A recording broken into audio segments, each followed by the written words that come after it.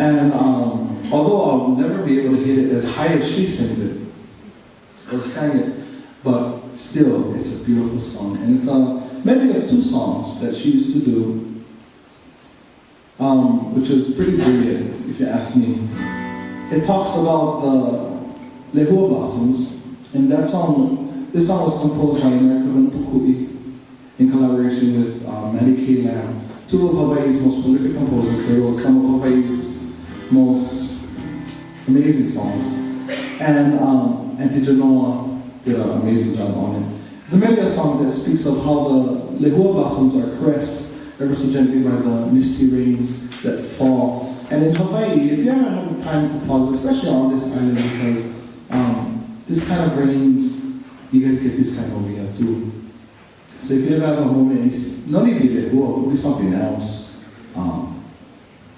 I don't know, if I was in Milia. Stay long.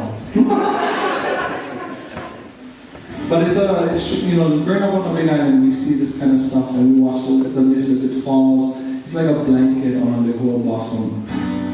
So I hope you enjoy it. It goes a little something like this.